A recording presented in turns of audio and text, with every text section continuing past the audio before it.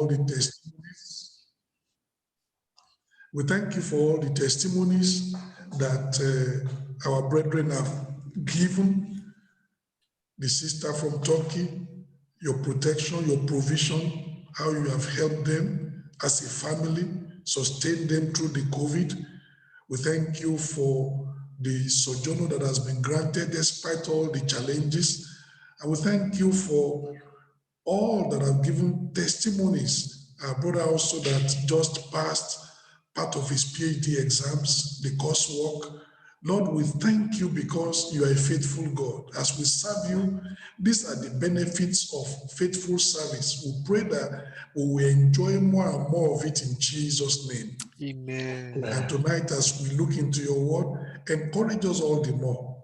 Thank you because we know you've answered. In Jesus' mighty name, we pray. Amen.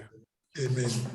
Amen. Last week, by the grace of God, we looked at the message, success, the other side of failure. We looked at the part 1, and we used Mark chapter 4 up till Mark chapter 5 as a kind of a metaphor of crossing over. And I told you that Leo Buscaglia said, success often lies just the other side of failure. As you are crossing over, you will get there. Amen. And we saw that Jesus told the disciples, let's cross over to the other side and let's pass over to the other side. We saw the comely obedience of inspired saints. They didn't argue, they just carried out the instruction. But we saw what they did.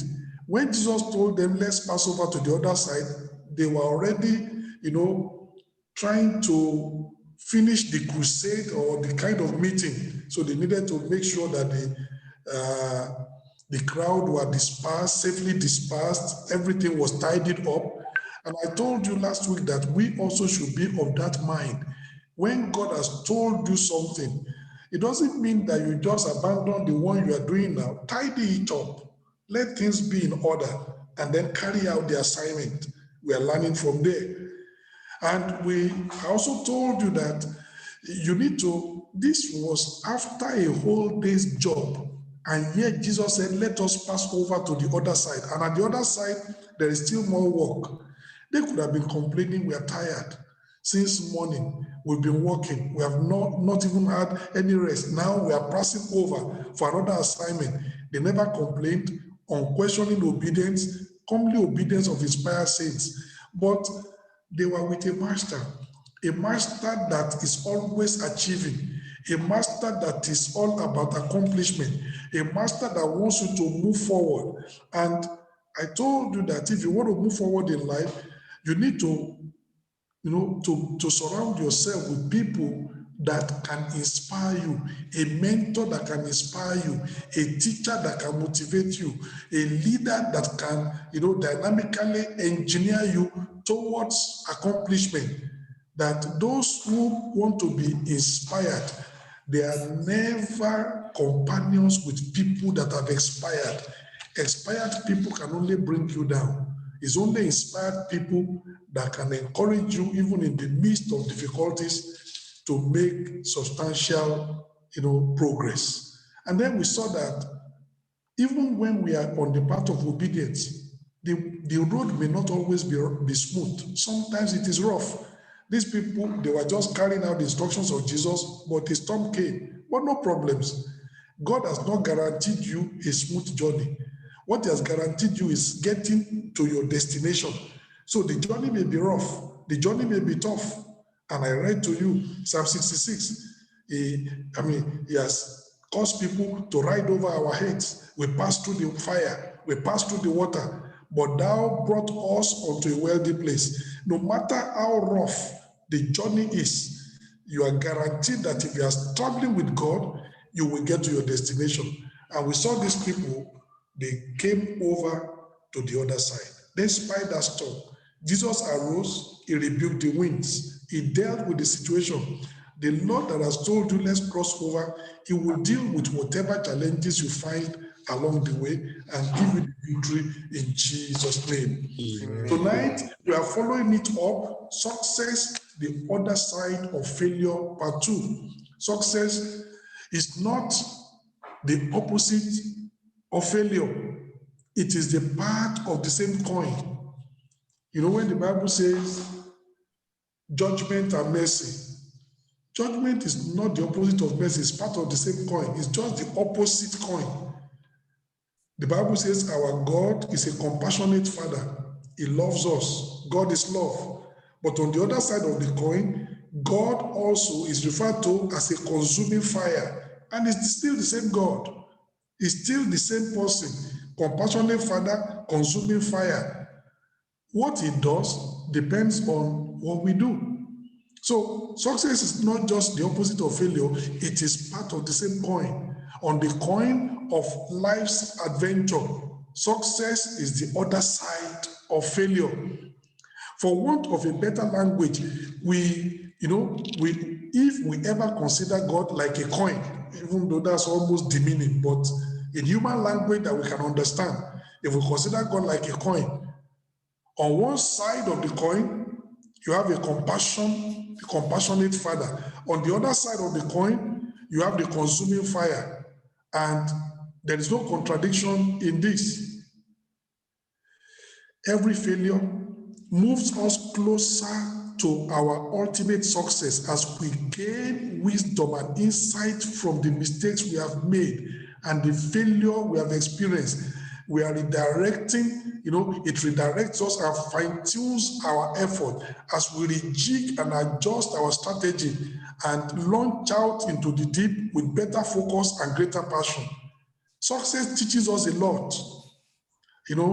Thomas J. Watson, he was the one that said, success is on the far side of failure. But let me tell you one story about Thomas J. Watson. This individual was the chief executive officer, the president of IBM, International Business Machines, IBM, a long time ago. And when he said success is on the other side of failure, you should know that he knows what he's saying. In the early years of IBM, there was one employee that made a mistake that cost IBM $650,000. Huge money at that time. And then one of the friends of Thomas John Watson said, "What is that man still doing in your employment? I think this guy made this mistake that cost the company this huge amount of money." Thomas Watson said, "Yes. You know what? I've just spent $650,000 to educate him. I'm not going to fire him and allow somebody else to hire his experience. From the mistake he has made, he has gained huge experience. It would be very unwise of me to sack him and allow another person to now hire that experience." He said, "No, I consider the mistake he has made, the money that we have lost, I consider it training. I've just spent $650,000 training him." So when you talk about somebody that says success is on the far side of failure, he knows what he's talking about. He didn't sack that employee. He said, "No, he has gained experience. I want him to use that experience in building IBM. He won't make it again. He has learned a lot. But if I sack him, somebody else will hire that experience. And then I've lost out. I've lost money and I've lost the experience. I'm not going to sack him." That's somebody who understands what he's saying. That this individual, in making that mistake, he has already gained some insight. He's already seen how not to do things. He's already seen what he should have done. When he meets that kind of challenge again, he will be able to wisely navigate it and get somewhere. And the man said he has learned. Failure can teach you wisdom. Failure can equip you to the point where you are better than what you used to be. And that's what eventually leads to success. Success, the other side of failure. In Mark chapter 4, verse 35, "And the same day, when the even was come, he said unto them, Let us pass over unto the other side." That was what Jesus said, and they decided to implement it. Chapter 5, verse 1. And they came over onto the other side of the sea, into the country of the Gadarenes. So you can see that let us pass over. That is a wish. That is something to implement. But when the Bible says, and they came over onto the other side of the sea, it has already been accomplished. What they wanted to do, they've already accomplished it. It's no longer now a future tense, it's now in the past. It's been fulfilled. Now, but do you know that as you are moving like that, Satan is never happy about progress. Satan is never happy about success.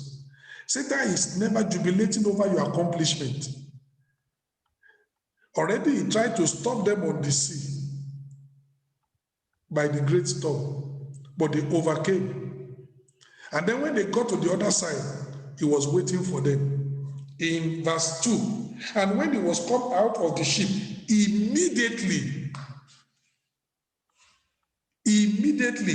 there met him out of the tombs a man with an unclean spirit. This man used to stay in the cemetery. How come he came to the beach? How come he left the cemetery where he used to be? He doesn't mix with people. But this time, the devil motivates that man is coming, go and mess up his ministry, go and mess him up. And the man left the cemetery. He came to the seaside. As they were getting to the other side and packing their, and just anchoring their ship, here comes the madman, the demon-possessed individual, to challenge them. And he came, and immediately there met him out of the tombs a man with an unclean spirit who had his dwelling among the tombs, and no man could tame him, could bind him, no, not with chains, because that he had been often bound with fetters and chains, and the chains had been plucked asunder by him, and the fetters broken in pieces. Neither could any man tame him. Can you see what Satan has reduced an individual to? Is an animal that you tame. But here, look at the language that is being used for a human being. No man could tame him. It's an animal you tame. Because he's become so wild, so uncontrollable. When you bind somebody with irons and with fetters, with chains, and they will just pluck it as if it's ordinary thread.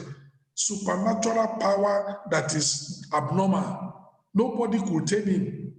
And now instead of living among the living, he's sharing accommodation with the dead in the cemetery. It's not normal. Controlled and possessed by demons. In verse 5, and always night and day he was in the mountains and in the tombs, crying and cutting himself with stones, self-harm. But when he saw Jesus afar off, he ran and worshipped him and cried with a loud voice and said, "What have I to do with thee, thou Son of the Most High God? I adjure thee by God that thou torment me not."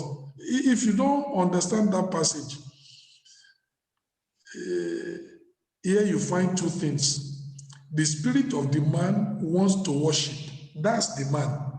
He ran, he worshiped. The evil spirit within him that only is only has allegiance to the devil and not to God. That evil spirit reacted. How can you be worshiping this one? Then the spirit took control, and then he said, so when you read in verse 6, this is the spirit of the man. So you are seeing double personality here. When the evil spirit is not in control, you see the behavior of the man. And when he saw Jesus afar off, he ran and worshipped him. That's the man without the influence of the evil spirit. He wants to worship. He wants to bow. He wants to relate.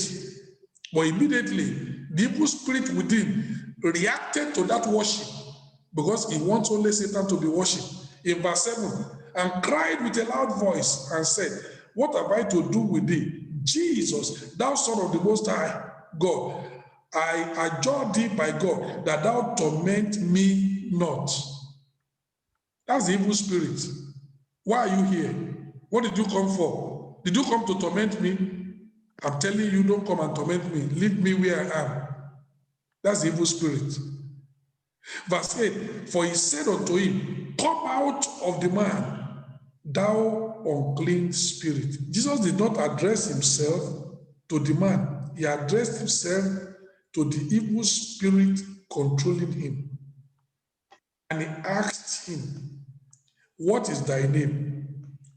And he answered, saying, my name is Legion, for we are many. You know, many times when you read Bible, some things do not make grammatical sense.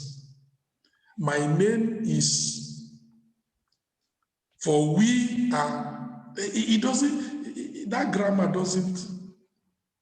My name is, for we are, yes, it doesn't make grammatical sense.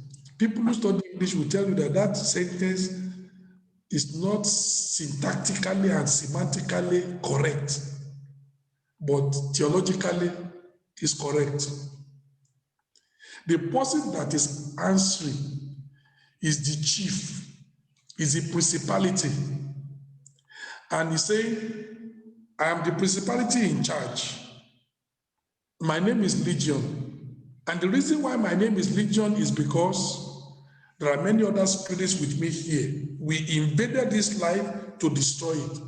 So he's answering the question as the chief in charge. But he's saying, don't mess up with me because I'm not alone. I have many others. Why is it called Legion? It's called Legion after the Roman army. In the Roman army, a legion is a group of soldiers between 2,000 and 6,000 soldiers is a legion. And if you read this story, there were 2,000 demons residing inside this man. So it's like a group of soldiers, just like when you have a centurion is 100 soldiers. When you have a legion, 2,000 to 6,000 soldiers is a legion. This evil spirit said, my name is Legion, for we are many. Verse 10, and he besought him that much that he will not send them away out of the country. Do you see the evil spirit? He said, well, if you want to send me out, I wouldn't fight much. But don't send me away from this territory. I enjoy it. The people here, they give me liberty to operate. I don't want to go into another hostile territory. Leave me in this premise. Even if you want to send me out of this man.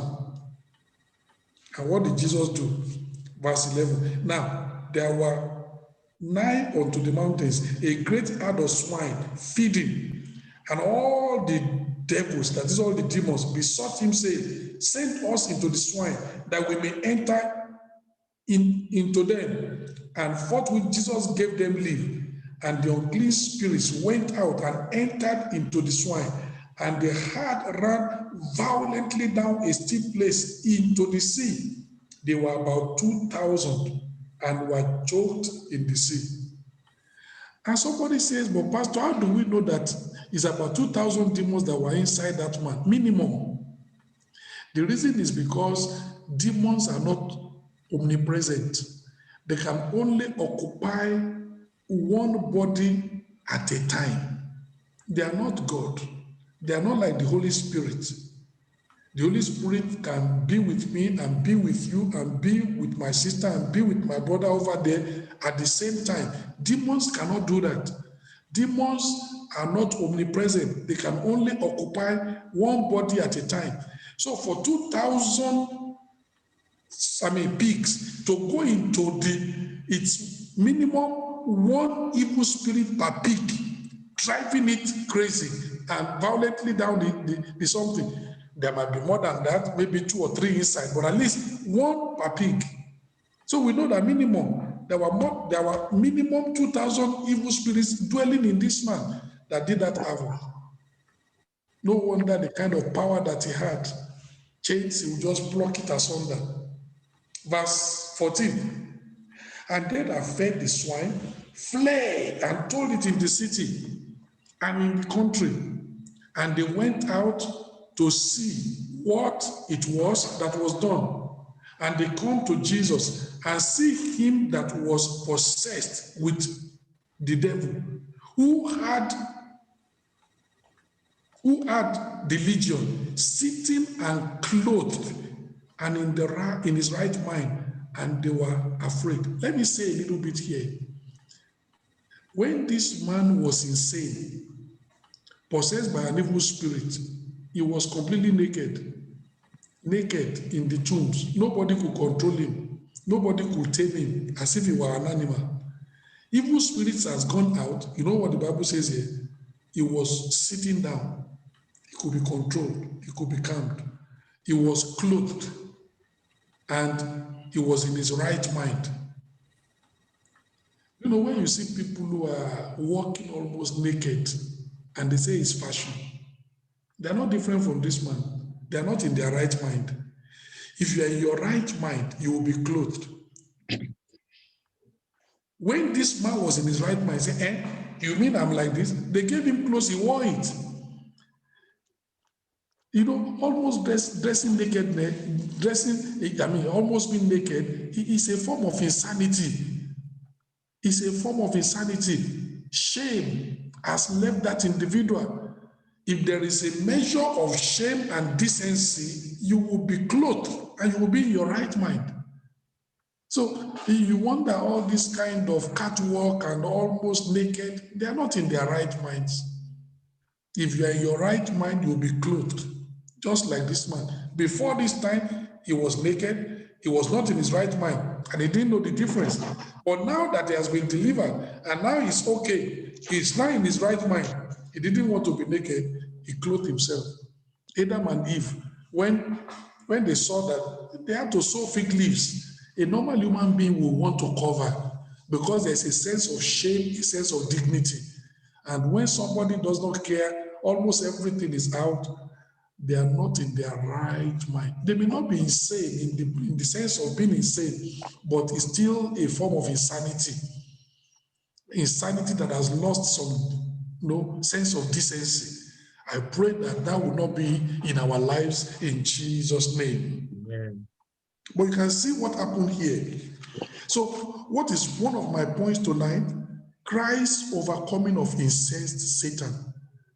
You are crossing over to the other side, you are passing over to the other side, and the devil knows that you are going on towards success, you are going on towards progress, you are going on in achievement. Satan is not going to be happy. He's not happy. He's not singing because you are accomplishing. He's not happy because you are making progress. Satan is going to be incensed, but don't worry. With Christ with you, he will overcome that incensed Satan in Jesus' name. Amen. You know what I want to say here? While the saints were getting inspired to make a huge lasting impact, Satan was getting incensed to strike with heavy damage. Can you see that? We are getting inspired. He is getting incensed. But don't worry. Keep on being inspired. As he's incensed, there is somebody that can deal with that, with him and will quench all that kind of venom, all that kind of aggression that he wants to manifest towards us. Christ overcoming of incensed Satan. You know, some people don't pursue success because they say, well, once you try to succeed now, Satan will raise up his ugly head. Let him raise up his ugly head. Be inspired and move on in the area, in the path of success. Let Satan be incensed. There is a victory you will overcome in Jesus' name. Amen. As soon as they got to the shore on the other side, Satan started another storm in a teacup. Yeah, he started one storm on the sea. They overcame that. Then they got here. He started another storm in a teacup. Satan rose up in open confrontation. What have I to do with thee? Jesus, thou son of the Most High God, I adjure thee that thou torment me not. Who told him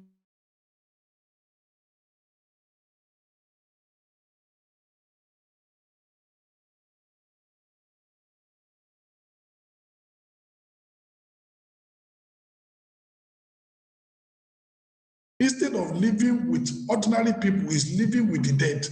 Day and night, self-harm, cutting himself, blood is gushing out. He will be crying, he will be shouting. What kind of... Satan knows that that job is bad and that Jesus is not going to sanction that. So the moment Jesus came, he said, I know you are not going to approve of what I'm doing, but I adjure you. Don't come and torment me. And Christ said, you are going out. This life must be free. The path to success is often littered with satanic hindrances. 1 Thessalonians chapter 2. 1 Thessalonians chapter 2. My brother, if it comes, don't be bothered. Don't allow Satan to tell you you cannot succeed. We said there are so many problems. Yes, there are so many problems, but you will overcome. He said, I don't know. When I try to take one step, Satan will raise 3 problems. Let him raise 10 problems. Let him raise 100 problems. You will get to your destination. Amen. You will get to the other side. Amen. The accomplishment that God wants you to have, you will have it in Jesus' name. Amen. 1 Thessalonians chapter 2 in verse 18. Wherefore we would have come unto you, even I, Paul. This is the anointed apostle.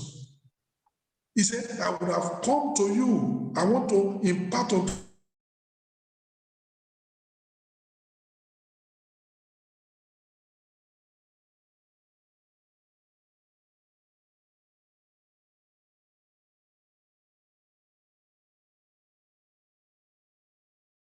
but you need to understand that the path to success is often littered with satanic hindrances. Christ overcame this insane Satan and he executed the ministry of deliverance on your behalf.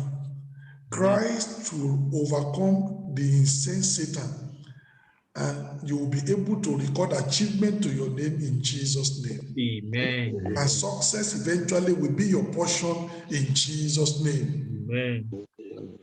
The evil spirit and his company, they were cast out of the man. On the way to success, we will climb every mountain. We will ford every river. We will cross every sea. We will overcome every satanic hindrance.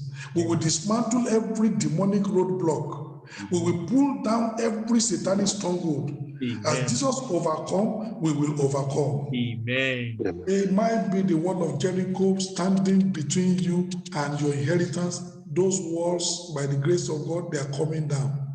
Every forbidden stronghold is coming down. Every river Jordan and every Red Sea that stands between you and your freedom, between you and your inheritance, they're going to give way and you will walk through the impossible in Jesus' name. You need to understand that. You know, some believers don't understand that when any time something, difficult comes, we begin to panic. There is no need to panic. You just know that this is the devil at work, but victory is yours. You focus on where you are going. You don't care about the, satanic hindrance. You don't care about the forbidden stronghold. Use the weapons of your warfare that are not carnal, but mighty through God. Pull down those strongholds. Principalities and powers, they come to meet you, they come to hinder you. Wrestle with the principalities and powers. Use the whole armor of God, your shield of faith. Use your sword, the sword of the Spirit. Use it to conquer the enemy and move. The enemy has mounted the roadblock and said, I know where you are going, but I'm not going to allow you to get there. Dismantle that roadblock and move. There will be hindrance. But Christ will overcome that insane Satan. And with Christ in your boat, the boat will not capsize. With Christ by your side, when you get to the other side, every satanic opposition will be conquered in Jesus' name. And you will get to the place of destiny and achievement in Jesus' name. So we need to be confident about that. We need to be confident about that. Difficulties, they are normal, but we use them as stepping stones to achievement.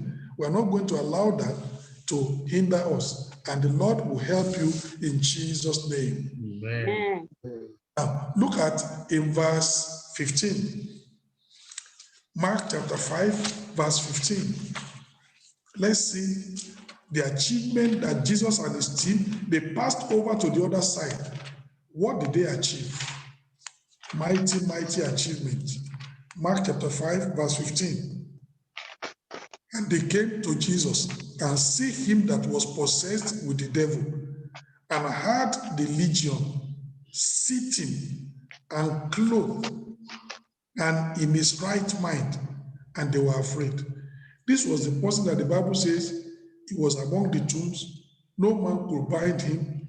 Day and night, he was in the mountain. He was over here crying, shouting, restless. But now he's sitting down, restful. Amen. From restlessness to restfulness. Amen. From somebody who was out of his mind to somebody in his right mind. From somebody who everybody is afraid they will run away from, to now everybody could stand beside him and they knew that everything is over. What an accomplishment. What an accomplishment.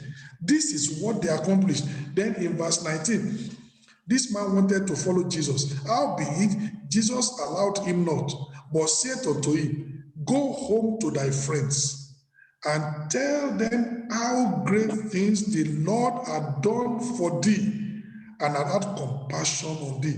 And he departed and began to publish in Decapolis how great things Jesus had done for him, and all men did marvel. Of course, they will be surprised. They knew him. Was he not the madman that used to be in the tombs? Yes. What has happened to him? He has been healed. What has happened to him? He has been delivered. How come is now this the grace of God, the power of God, the anointing of the Almighty? And he was testifying, yes, I'm the one you used to know, but God has had mercy on me, he has healed me. And all men did marvel. What an impact. Crossing over, what an impact.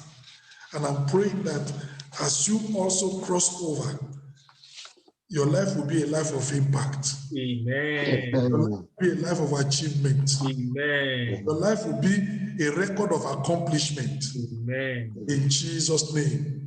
Amen. So Jesus successfully executed ministry on the other side. The man who previously had been in satanic captivity and could not be tamed was now delivered.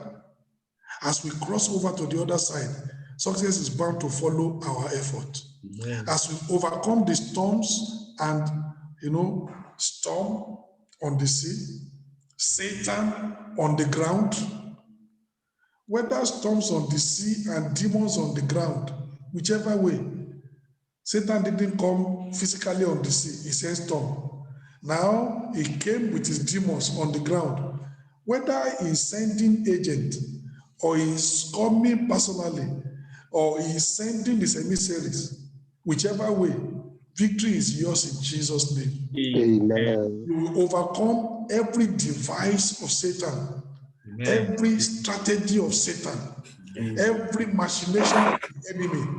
You will overcome them to get to your place of destiny in Jesus' name. Amen. As we cross over to the other side, success is bound to follow our effort. As we overcome the storms and Satan, we will come to the place of dominion in Jesus' name. Amen. That's why the Bible tells you to run the race patiently so that you can obtain the crown.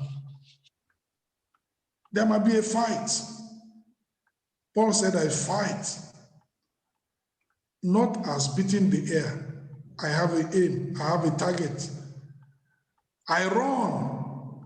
I don't just want to be one of the runners. I'm running so that I might obtain. My brothers, you are running so that you might succeed, so that you can win the crown, so that you can get to the destination and win the medal.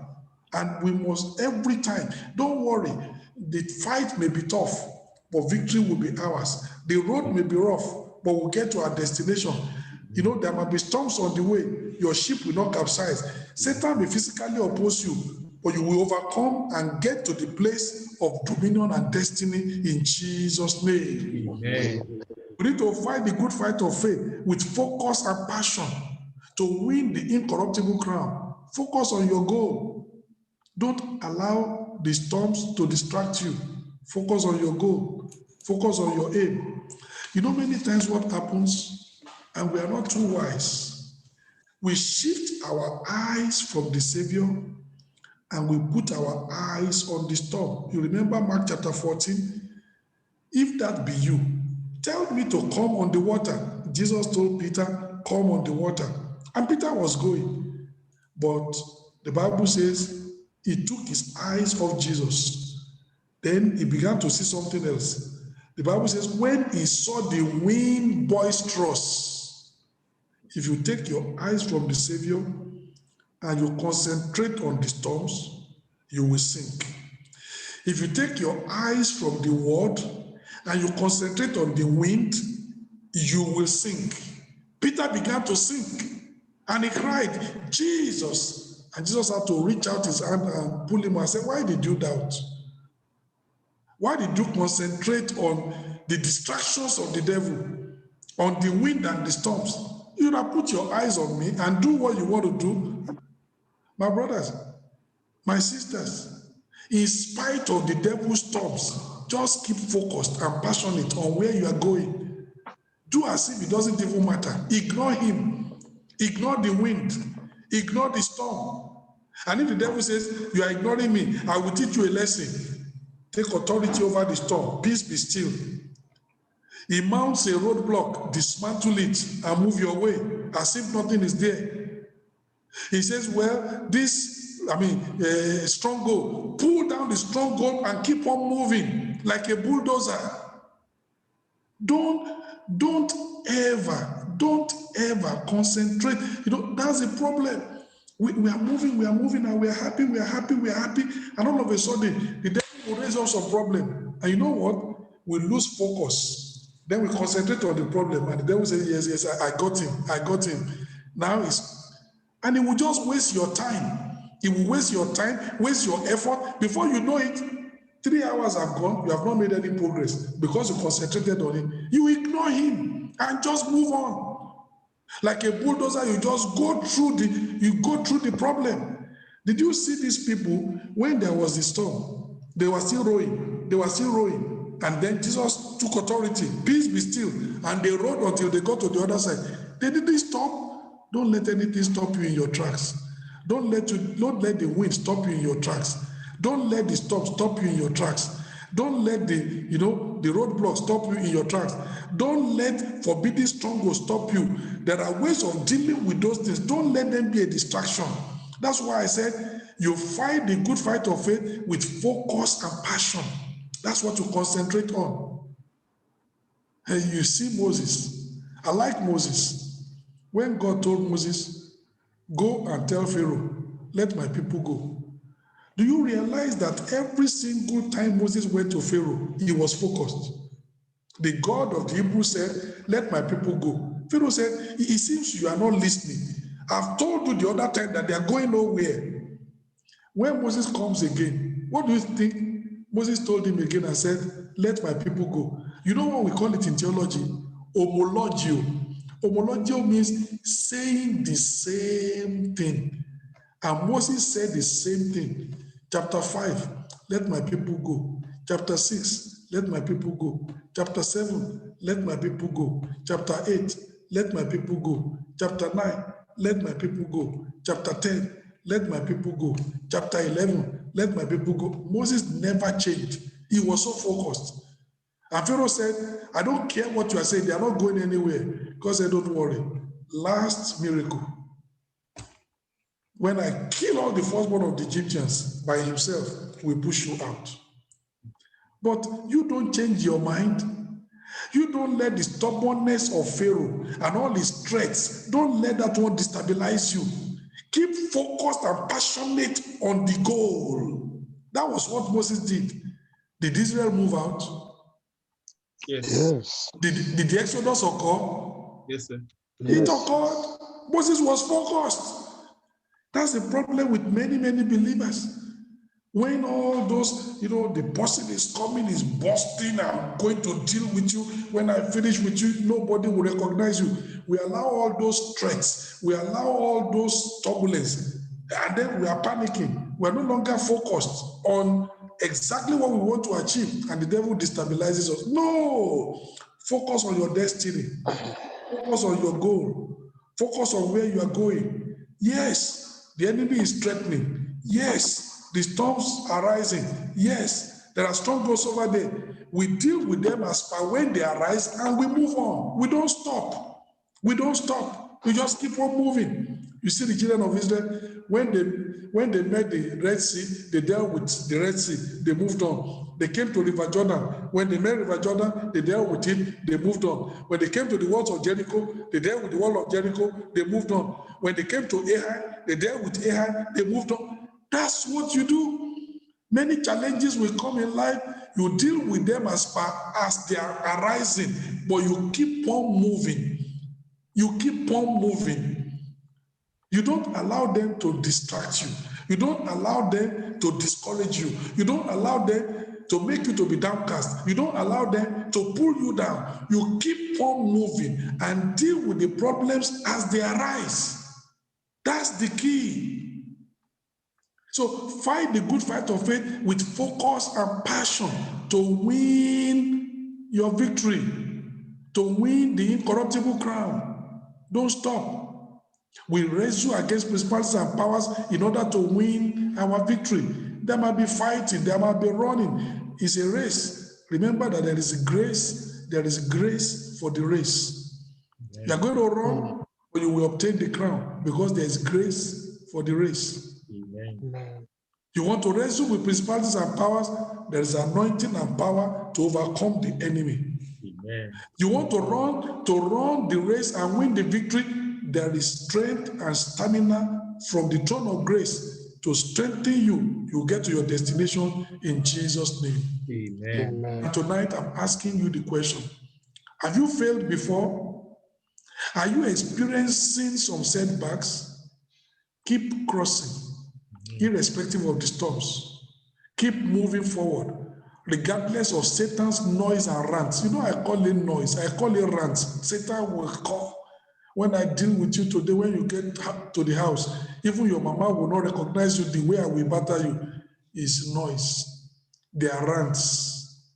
Have you come here to, I adjure you by Jesus, the Son of God, I adjure you that you torment me not. Torment him and send him out of that territory. Amen. He's all noise. He's all rants. All power has been given to Jesus and he has power over the enemy. Cross over to the other side. Storms on the way, brace the storms, move. Winds are blowing, brave the winds, keep on moving. Satan has come physically, confront him, bind him, keep on moving. Success all awaits you on the other side of failure. You need to understand that. That's why that Micah said, rejoice not against me, O my enemy, because when I fall, I shall rise. That individual just knew that my bus stop is not the falling. My bus stop is not the failing.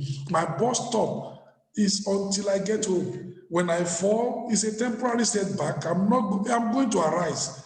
Strength from heaven is going to come to pull me up. Grace is going to be there to help me to get to my destination. When I fall, I shall rise. When I sit in darkness, the Lord will be a light unto me. He will shine a light on your pathway. And I don't know what you are experiencing. The difficulties. Are they spiritual setbacks? Are they physical setbacks? Are they intellectual setbacks? Is it a lot of, you have got to crossroads and you don't even know where to go? There's a little bit of confusion. As you pray, God will give you direction. Amen. Direction from heaven will come. Amen. Clarity from heaven will come into your soul as to what to do. Don't give up. Keep on moving. Success is on the other side of failure. If you are able to cross to the other side, accomplishment awaits you at the other side. These people, Jesus told them, let us pass over to the other side. And they did. And when they got to the other side, accomplishment, achievement in ministry. A man that man has written off as if he never existed. Jesus restored him back to his humanity. And now he can relate and go back to friends and family. This was a man that everybody has written off. Well, he's physically alive, but this one is gone. And they've abandoned him to the tombs. I can come back home and relate with them. What an achievement in the deliverance ministry.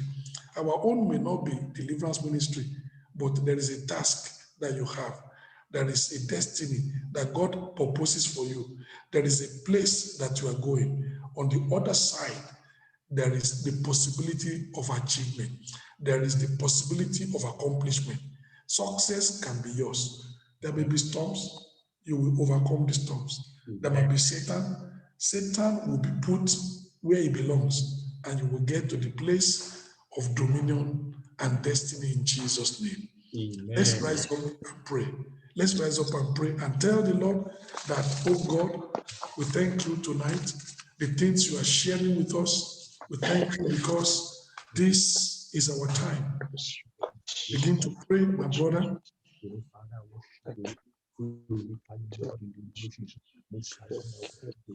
Success, the other side of failure.